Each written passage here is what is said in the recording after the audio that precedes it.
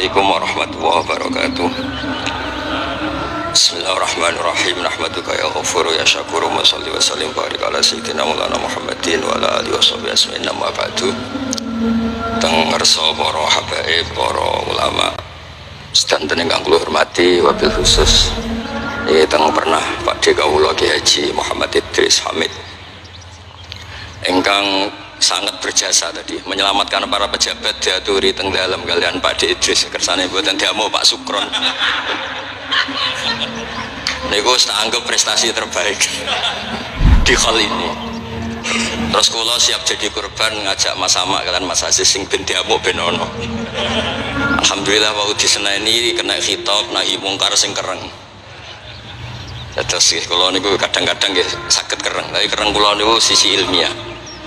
Sisi ilmiah yang ekstrim. Jadi negara ini atau umat Islam ini nggak boleh dilatih, difasilitasi Gus Ipul.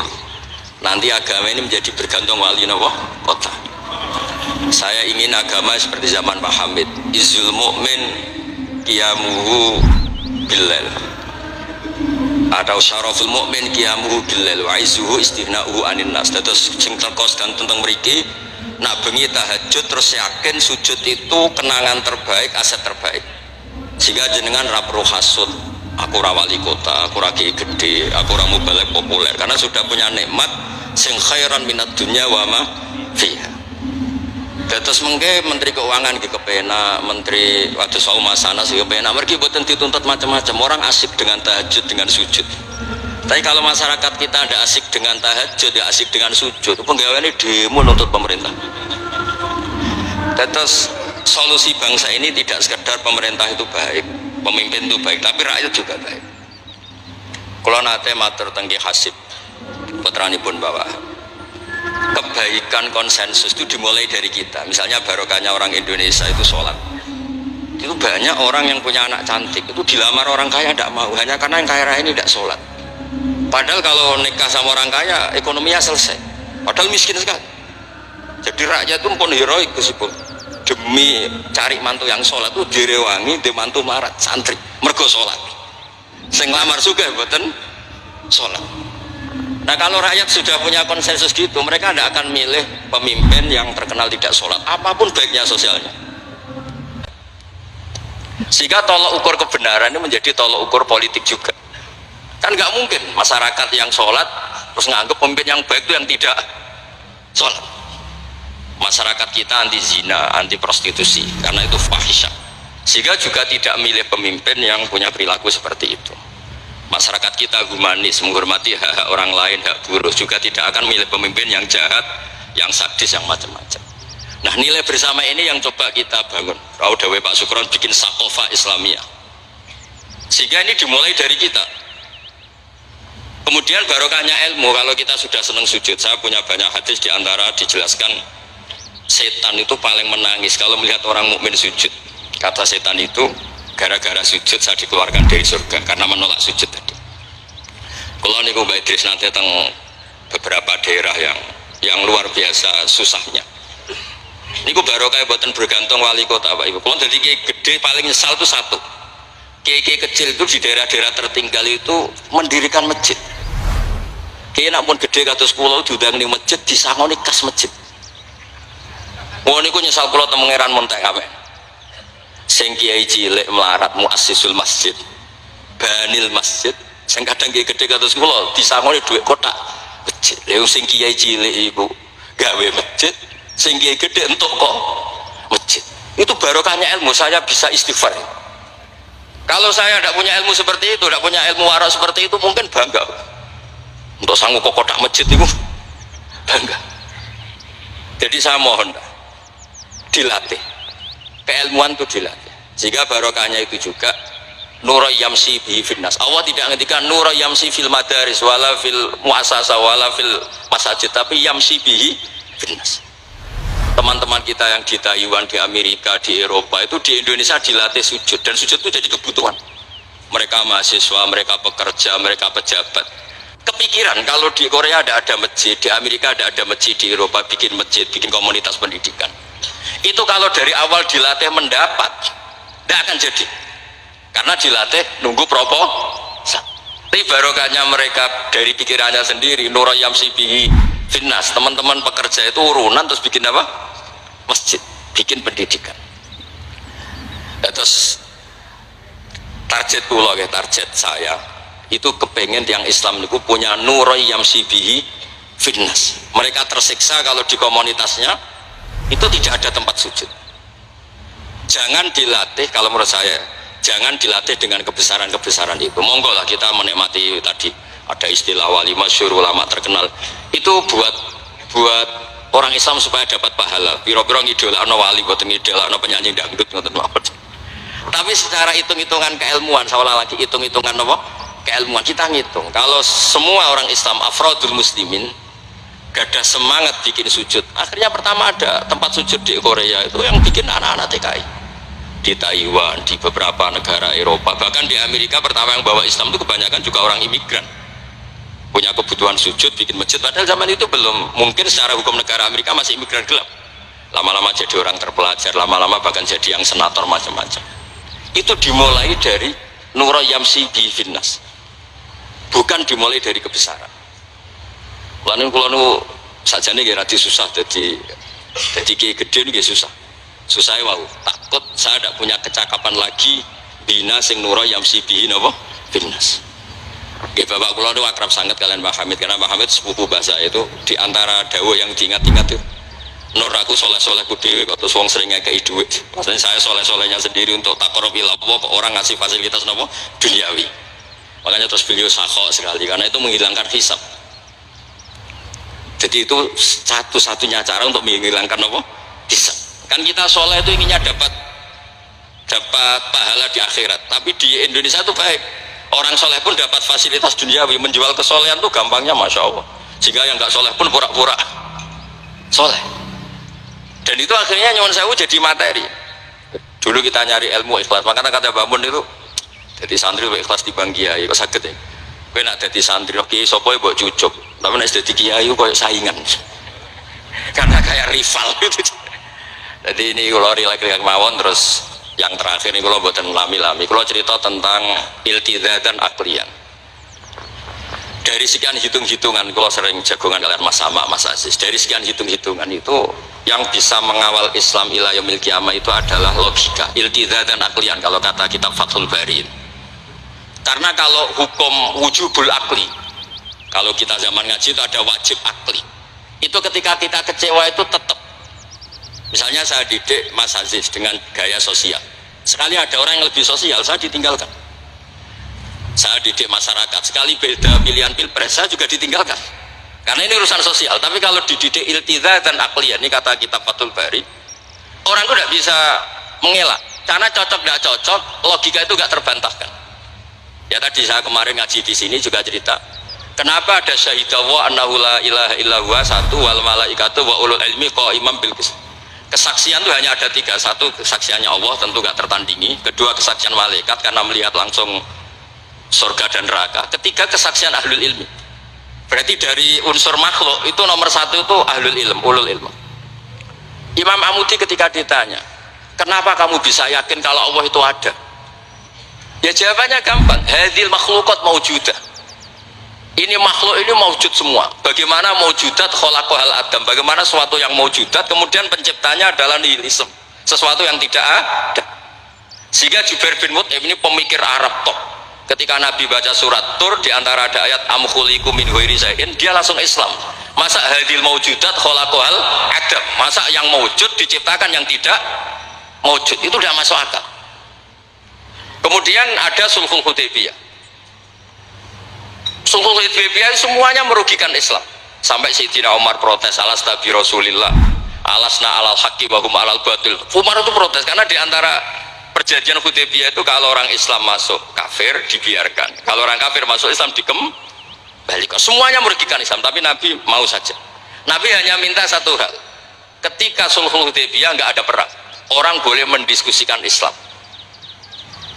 Sama siapa teks yang dikatakan Imam Zuhri, fama futiha fil islami fathun kana a'zuma minhu innama kanal kital haisul taqonnas falamma kanatil hudnah wa wadu'atil harbu auzaruha wa amanan nas ba'du ba'du fatafawadu fil hadis wal munazaah falam yukallam ahadun bil Islam yaqilu syai'an illa dakhala fi. Kalau bawaan orang perang itu inginnya menang, Abu Lahab, Abu Jahal kalau perang inginnya menang, sahabat sendiri perang inginnya menang, sehingga tidak ada diskusi sebetulnya Tuhan itu siapa, yang pantas jadi Tuhan itu siapa.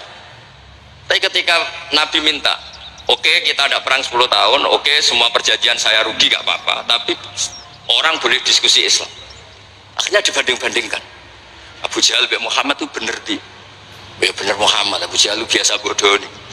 Muhammad mulai cilik ora tahu bodoh nih. Kita titip uang juga di Muhammad, berarti sudah gagal Abu Jahal jadi pemimpin. Yang dipemimpinkan Muhammad, mereka zaman itu masih jangkar, masih nama Muhammad. Terus berhala Namrud, Fir'aun, yang jadi Tuhan itu pantasnya siapa? Kalau yang dipromosikan Muhammad, yang jadi Tuhan ya yang khalaqas samawati wal ardh. Terus Nabi Muhammad juga menantang, ara'aitum ma tad'una min dunil aruni ma khalaqu minal ardi am lahum syirkun fis samawat. Ada kualifikasi jadi Tuhan, syaratnya apa? Dia pencipta langit, pencipta bumi, dia pencipta air, dia ini itu. Abu Jahal enggak, berhala-berhala enggak, Lata Uzza enggak.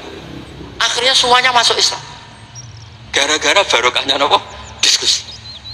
Makanya di Quran sering ada kul ara'aitum, dan Allah mempersilahkan di diskusi itu. Makanya kata Imam Zuhri, falam apa itu tadi, fatafawadu fil hadis wal munazaah, mereka debat terbuka.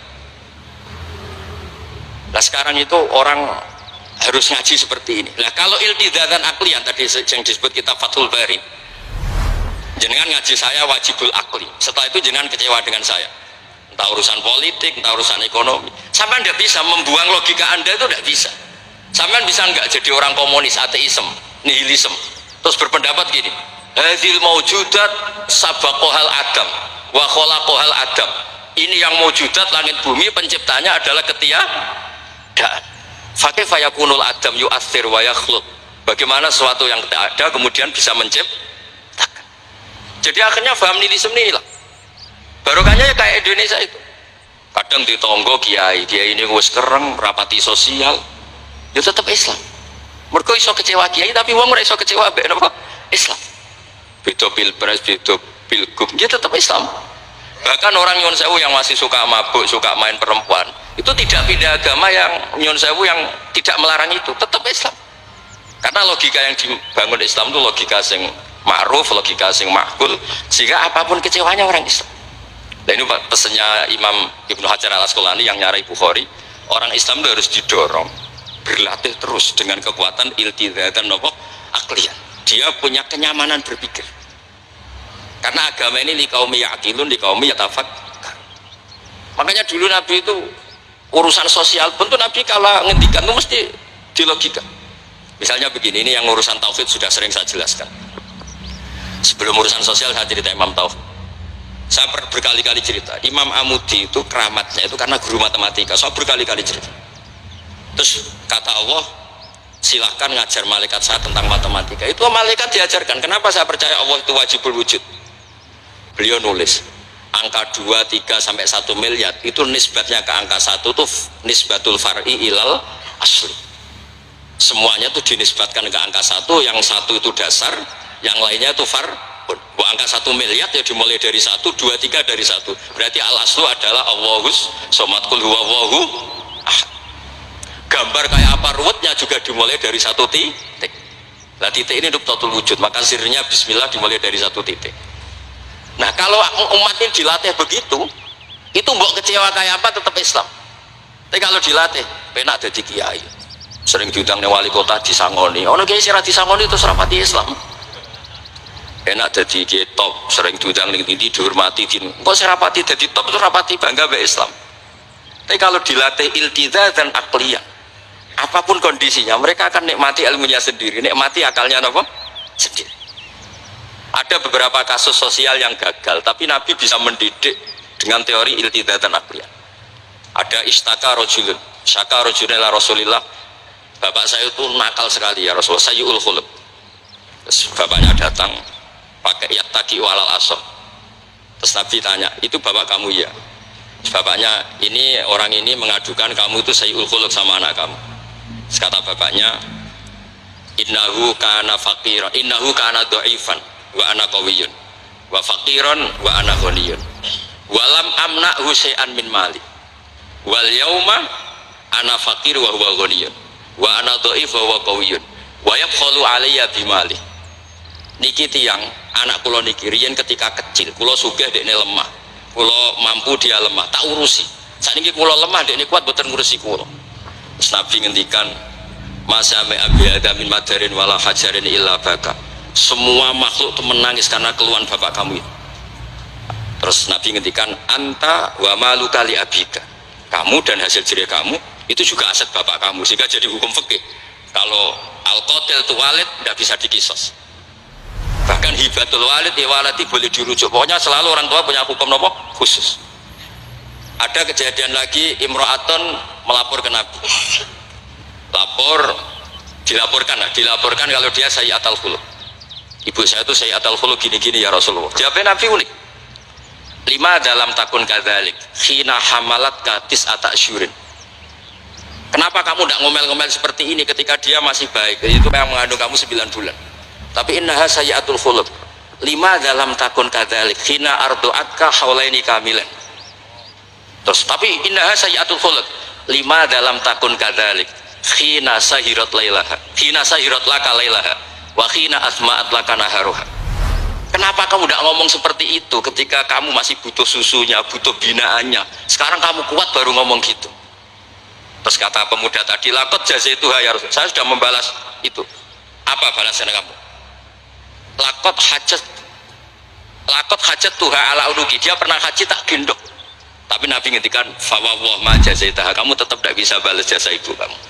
Jadi orang ketika ingat sisi sayyi'atul khuluq ibunya ketika sepuh, Nabi mengeset ulang. Apa seperti itu? 5 dalam takun kadzalik. Kenapa ibu kamu tidak sayyi'atul khuluq ketika hamalat katis atasyurin? Kenapa saat itu kamu tidak digugurkan, dibuang ke kali daripada be anak akhirnya gak aku jasanya orang tua? 5 dalam takun kadzalik khina ardu'atka haulaini kamilan. 5 dalam takun kadzalik khina tadi sahirat laka lailaha wa asma'at laka naharu. Itu Nabi. Jadi saya ini termasuk kiai lah yang ingin semuanya kita baik itu karena ada kemampuan iltidha dan aklian, supaya agama ini di kaum yakilun, di kaum yatafakar.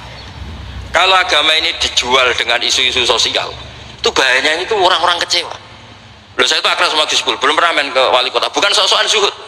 Kok nak disangoni, terus suatu saat disangoni sedarani medit, terus kurang suguhannya tersinggung, terus ribet-ribet. Pokoknya agama kalau dijual sosial itu ribet, karena terus tuntutannya itu mukafa'ah. Makanya Nabi itu dulu pinter sekali kalau misalnya masalah zina. Ada pemuda itu hipersek, nggak bisa Islam, karena kalau Islam itu melarang zina. Akhirnya geger istadzana fi zina. Saya mau masuk Islam tapi boleh zina. Geger kan sahabat menghalau supaya gak sowan Nabi. Ketika geger-geger Nabi tahu itu ada apa? Ada pemuda mau masuk Islam tapi yastazinu fi zina, dia harus boleh zina. Kata Nabi, mah suruh sini. Betul kamu pemuda yang mau masuk Islam kalau tetap boleh zina? Ya Rasulullah, saya ini dipersek, saya ini. Kata Nabi, Nabi ngendikan pertama itu atuhibbuhu li ummik. Kamu suka anak ibu kamu jadi demenan orang? Ya tidak suka ya Rasulullah. Atuhibbuhu li bintik, kamu suka punya putri yang jadi demenannya orang? Ya tidak suka Nabi. Terus atuhibbuhu li kholatik, atuhibbuhu li ammatik. Terus dia selalu jawab walan nasuhibbuna. Semua orang tidak suka kalau ibunya begini, putrinya begini, gini. Terus kata pemuda tadi, demi Allah, saya belum keluar dari majelis Rasulullah, tidak ada sesuatu yang abghada syai'in ilayya min zina. Tidak ada sesuatu yang paling saya benci kayak zina, karena desain. Yang sama seperti kita mungkin yang jadi kiai-kiai gede itu dalile al yadul ulya khairun min sufla, tapi prestasi dari kiai ini entok ora tahu memberi. Ya sama seperti yang jawab Pak Sukron Makmun. Dulu kiai-kiai dulu itu berjasa, sekarang kita itu makan apa? Jasa. Jadi ini ya tadi karena saya ingat betul di antara wasiatnya Mbah Hamid itu pasti sepupunya mbak saya itu ke bapak saya, ke aku itu soleh-soleh ku dewe tak gue boleh ridhani pengiran, tapi wong dihormati koyok ngene. Kadang beliau itu sembunyi karena dengar mau ada orang ngasih uang yang diceritakan abahnya Mas Arwani Pak Taifur. Mbah Hamid itu sembunyi, ditanya sama Pale kok sembunyi kayak ngopo. Iku ana wong ngenteni aku pengen kei dhuwit. Lah niku kiai-kiai jarang wani crita niku mergo ketoke kok piye. Ndelik ambek wong sing ape ngekeki duit. Mulane kula nek ana wong medhit iku seneng. Kula niku dadi kiai sing salam tempel iki kathah. 100.000 ya njaluk swarga, 1 juta ya njaluk swarga. Nek Gus Ipul 5 juta njuk dadi presiden, wah malah larang meneh. Mergo logika kula logika sederhana. Nek ana wali santri kok lomo ya tak duit tak nggo apa lah. Riyen Pak Hamid nanti kayak duit macam-macam niku wonten sing tangklet. Itu kan duit yang macam-macam Pak Hamid. Engko ora ana gunane, ya terus dikasihkan fakir miskin. Nek ana wali santri medhit kula nggih seneng. Ngringakno hisab. Ya ora pesen swarga. Lah itu ilmu namanya. Disenengi wong ya enak, dimedhiti wong ya enak. Mergo wong 100.000 njaluk swarga atok sing salam templek gak nuntut apa kan? Saya itu pengagum Imam Syafi'i ya karena ilmiah. Imam Syafi'i itu ditanya orang. Tadi orang yang cium tangan Anda, yang hormat Anda, di luar tuh ngomel-ngomel ngerasanin Anda. Jawab Imam Syafi'i lucu. Berarti saya wibawa, buktinya depan saya ada berani. Dianggap enteng mohon. Berarti saya wibawa, buktinya di depan saya tidak berani. Ada orang lagi, itu separuh kampung tuh tidak suka kamu. Jawab Imam Syafi'i enak, malah enak arah utang. Berkonak seneng gue macam-macam kan. Man ahsana ilaika faqad qayyadaka wa man asa ilaika faqad atlaqaka.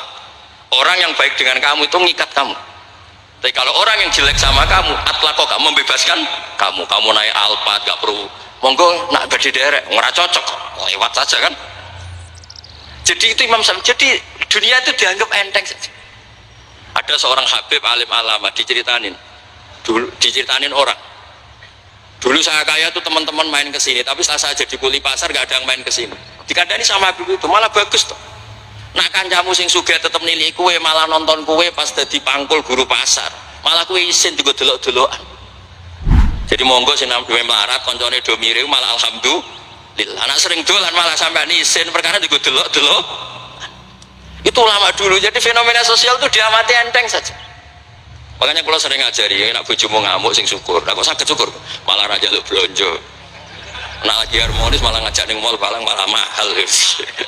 Jadi apa ya? Saya tuh ingin keilmuan ulama dulu itu ya kayak hikam. Hikam itu udah ada yang nggak baik. Enteng saja. Mata atoka asyadaka birroh, wa mata mana'aka asyadaka kohroh. Kalau Allah sedang memberi kamu, anggap saja Allah ingin memperlihatkan kalau dia itu al-barur rahim, dat yang baik. Wa mata mana'aka asyadaka kohroh. Kalau Allah tidak mengasih keinginan kamu untuk menunjukkan kalau Allah itu al-kohar, al-jabbar, dat yang nggak bisa diintervensi. Sama di pangeran dirayu sepuh gelem kan sawangannya murahan. Sekali-kali egois, gak dituruti. Makanya wa mata mana'aka asyadaka kohroh. Jadi enak saja, pasti kasih Allah ya Allah itu. Ya, kiai yang sering dongo ya bagus, menunjukkan lemahnya. Tapi banyak juga kiai yang dongo itu sepisan terus sudah. Wa inna ma yunabbahu man yajuzu alhil ikhfal, yang bisa diingatkan itu orang yang mungkin lupa. Doa kemarin Allah masih ingat, kok tak ingatkan lagi itu gimana? Wong Allah tidak lupa. Kalau nanti ngalami usul niku teng Ka'bah bar dongo. Sampai 2 hari dongo mboten saged. Mergo isin be pangeran wingi ya jek eling apa tak baleni meneh. Itu jenis wa inna ma yunabbahu man yajuzu alil ikhfal, yang boleh diingatkan orang yang potensi lupa. Padahal Allah tidak lupa. Jadi makomnya wali itu ada yang seneng dongo dalil iftiqori wa tirori, ada yang nggak suka.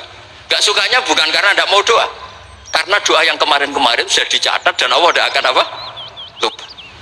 Terus kalau suwun lah, ada iltizazan aklian dalam semua proses beragama kita, sehingga agama ini tidak dipertaruhkan sama hukum-hukum sosial. Ya misalnya kawin, nah sampean kawin kadang dibojo macam-macam. Sampean nak eling kawin sunah Rasul, aghadulil basar wa ahsanul farji, selesai. Karena itu menguntungkan kita jadi ahsanul farji.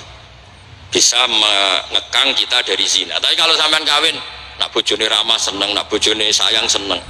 Padahal ora pati sayang, kan sering kecewa. Mulang juga gitu kata Mbah Mun, kowe mulang niati merintahi pangeran. Jadi santri paham ra paham ya seneng. Tapi nak sampean mulang kepen paham no, jebule santri murah paham kan gelok. Nah, Islam itu kata Imam Fathul Bari tadi, orang Islam harus dilatih iltizaz dan aklian. Terus kata beliau, itu yang yu'abbiru anhu syari' bi halawatil iman, itu yang dimaksud salasun mangkunna fihi wajada halawatal iman. Nikmatnya iman itu karena kita sudah menemukan apa iltizaz dan aklian. Nggih ngoten mawon, kula ini bagian logika, kula kepengin jengben pun boten sakula Mas Mama, Mas Aziz niki waris wali nih. Terus waris wali ya kudu keramat, ojo baik wali terus melok keramat putune tapi ra melok dadi wali niku Ini mau konsultasi kitab Khilatul Aulia, jadi akan daftar. Iku 8 jilid. Iku belajar sak jilid pun mau jadi wali. Napa malah nak 8 jilid itu sakit bersaing kalian baik. Nah, terus sama-sama kalau suka kitab Ithaf itu kata Mbah Mun seneng cerita kitab Ithaf. Dikarang Sayyid Zabidi, Murtada Zabidi. Itu kalau Mbah Hamid Pasuruan, misalnya Mbah Hamid, Mbah Dimyati, terus Mbah Mahfud, Mbah Abdullah, Mbah Abdul Manan, ini awaluman lazama min ahli Jawa nih Sayyid Sinten Zabidi. Dan kitab Ithaf itu Masya Allah belum ada kitab nyarai Ikhya sampai 800 tahun kalau nggak 700 tahun. Kan Ithaf itu sekitar tahun 1300 Hijriah, Ikhya itu sekitar tahun 500 sampai 600. Ini nak nyarai itu semuanya ilmiah. Yang paling saya haru itu, ini sebagai penutup, yang paling saya haru itu ketika cerita sholawat. Nabi jadi nabi itu setelah Isa dituhankan oleh penggemarnya, sampai overacting, sampai Nabi Isa itu dituhankan. Monggo guys. Tapi terus Ithaf cerita, kalimat sholawat tuh kalimah yang umat ini tidak akan overacting menuhankan Rasulullah Muhammad SAW. Karena Allahumma itu pemberi, Nabi itu penerima. Kita tetap mencintai Nabi yang luar biasa, tapi tetap Allah itu pemberi, Allahumma pemberi, Nabi Muhammad penerima. Sehingga nggak akan salah posisi, yang Allah tetap Tuhan, yang Rasulullah Muhammad tetap abduhu wa rasuluh. Barokahnya redaksi sholawat Allahumma sholli ala sayyidina Muhammad, yang Allah tetap Tuhan, yang Rasulullah tetap abduhu wa rasul. Apapun senang kita pada Nabi. Itu juga barokahnya apa? Makanya kata Burda yang sering dikutip Said Muhammad, kalau mada Nabi dakmat da'adhun nasorofi nabihimi wahkum bimasyita madhan fihi wah takim. Dan itu kalimat yang luar biasa, yaitu kalimatus sholawat, menunjukkan mahabbah ke Rasulullah, tapi posisinya Allah tetap al-mu'ti, Nabi tetap al-mu'ta, wa nabi wa injalla qadruh muhtajun ila rahmatihi ta'ala. Itu kata Sayyid Zabidi. Kayak apa barokahnya ilmiah? Sholawat yang redaksi kita baca terus, ternyata itu yang menjadikan hadil ummah tidak akan terperosok kayak orang-orang Nasrani. Nggih ngoten mawon, ngapunten ingkang kathah. Assalamualaikum warahmatullahi wabarakatuh.